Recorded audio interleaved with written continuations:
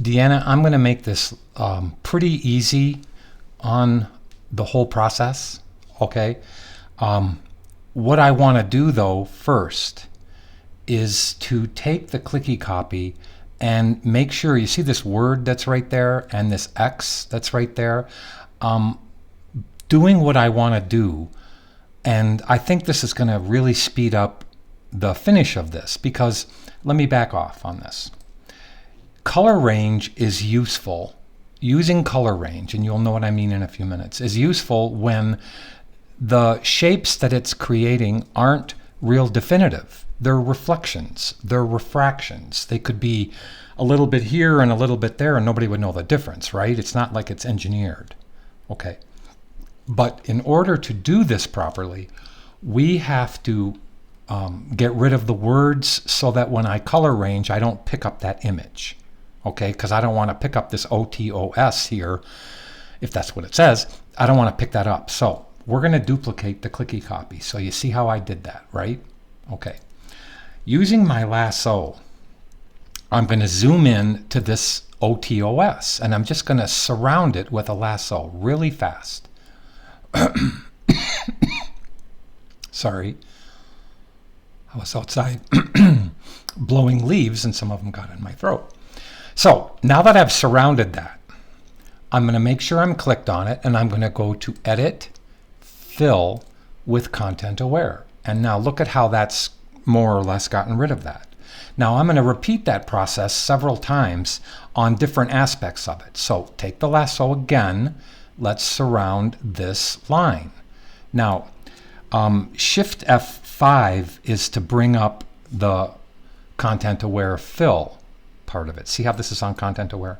I'm just going to click OK. So now I'm going to do this for every single shape that is in this clicky copy. So that's what I want you to do.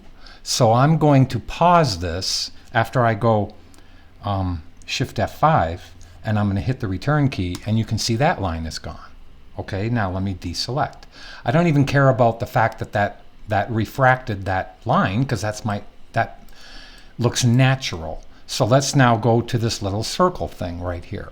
Okay, and let's go Shift F5, return key, and now I'm going to keep on going. So when I come back, they'll all be gone. Okay. Okay, I'm back, and you can see that I've taken away just about all of them. Okay. And I just want to tell you, let me turn this clicky copy back on. Don't try to be a hero here. Take, like, for instance, if you're going to take this line out, don't go over the red line. Just take it from here. I'll show you. Just grab this much of that right there and take that out. Then grab this much here and take that out. Then grab this much here and take that out. You see what I'm saying? Okay. So now that you have it gone, like I have it gone, we're going to use this clicky copy to grab some of these darks. Now I've labeled this layer right here dark number 1. So I'm going to paint on it in a minute. But I'm going to click up to the clicky copy, and I'm going to make a selection of your bottle. But I'm going to subtract the top from it. So I'm going to go Control click, see, Control click this, right? And Control Alt minus this, okay, the top here. So I'm going to click on it. Now I want to save that selection because I don't care about the cap, I care about the bottle. So I'm going to go to Save Selection, and I'll just say this is the bottle. And I'll save the file. Now, I'm going to use color range to grab my first dark, and you may have to do this 4 or 5 times to grab different values. But let's go grab this dark, and let's grab it. See, there's a dark red, then there's a real dark red. So let's grab this dark red first. So I'm going to click it. Now I'm going to raise this fuzziness and keep it around 80. So keep it around 80 for this whole thing. 80, 90 is fine. Okay, and you can see how much of that color that it's going to get, because what's white is going to be the selection. So I'm going to say OK. Now I'm going to name this one dark number 1. Now I should do this the right way. Well, of course I should do it the right way. So I'm going to double click this, and I'm going to move down to the bottom, or just get to this point where I can click right there. Okay, so Now I'm going to save the selection as dark 1, which is what my layer is named right here. And I'm going to save the color as dark 1. So let me click. Let me see if I can actually click inside of there. That should be letting me click inside of there. I want to save that and it's not letting me. Let me, I'm going to amend this palette. Let me go to see if I can amend this palette here. Okay. That should be letting me click right there and add a color to it. So I don't know why it's not. Let me go to a new, I don't want to go to a new swatch group. Let me go into RGB and see if I can click right there. Okay, it should be letting me grab that color, and I'm not sure why it's not, but that's okay. So I'm going to use that color. See the foreground color right there? That's okay. I'm going to hit the B key now, and I'm going to turn off the clicky copy. Now, this is what I want to do, and this is what I want you to do. So let me minimize the swatches. I'll figure out why that's not working. So Control H, hide the selection, and now watch this. I am going to actually paint with this on here, and I'm going to Gaussian blur each one of these with what color I'm using. So I'm actually not just hitting Alt backspace to fill it. Now do you see I got all that color right there? Okay, I got all that color. Now let's go to dark 2 and get the darker color, and then we'll come back with the white. So now this one goes to dark 2. Now here's how you do this. Okay, so let's turn on the clicky copy, right? Click to the clicky copy layer, make a selection of the bottle. See it over here in channels? Cool. So I control click it. Now, are you selected on that layer? Yes. Color range. Select color range. Now let's zoom in and grab this dark right there. Now let's say okay. Let's even raise it up to about 95. Now I'm going to say okay. Now let's save that selection as dark 2. Okay, oops, I spelled that wrong. Okay.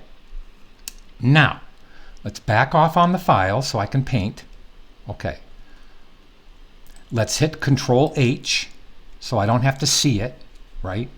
Turn off the clicky copy, click to your layer, and now let's paint the dark color. See how the dark color is coming on there, just like I wanted. Now let's turn on the clicky copy and see. Okay, so now I'm going to push it a little farther, push it a little farther. Now I want to Gaussian blur each one of these layers by 1. Let me see how I'm doing. Okay, so we're going to see now with what the white does. So let's go down through here and paint that a little bit more.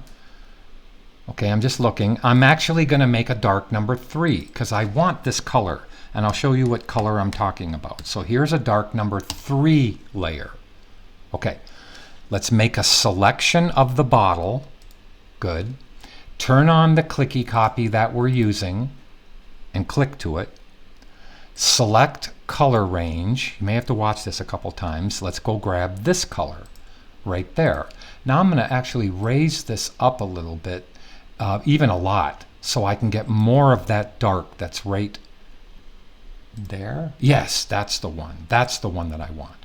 Now let's click OK. Good, that's the one that I want.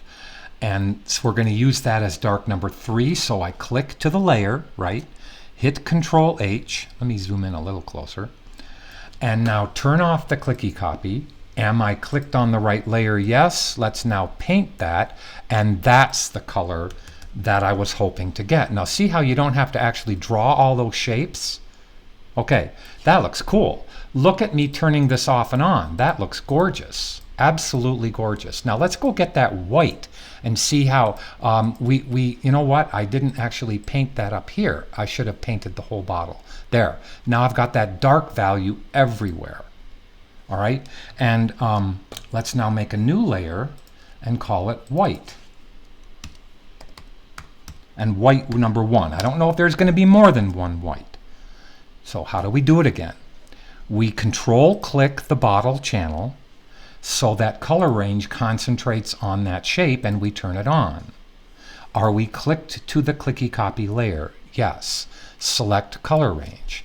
Grab the white.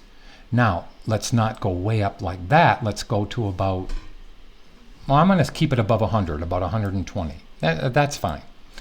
Now, turn off the clicky copy, hit Control H to hide the selection, and now click to your white layer, Brian. And let me move this over so I can see this little copy up here. And now let's paint this. And let's see, look at all the whites coming in. Oh, that's gorgeous. Just beautiful. Oh my God, we're almost done. Do you see how fast that was? Do you see how gorgeous that is? Oh my God, it's done. It's just about done. I mean, I don't see why we have to go any further. But anyway, now let's Gaussian blur each layer. So I Control D to deselect. We're going to take white 1, dark 3, dark 2, and dark 1, and we're going to blur it. So let me move in a little closer so it doesn't make it look so spotted. All right, so let's go to white number 1 with no selection active. Let's go to filter and do our Gaussian blur. And we're going to use the trick after I do this one.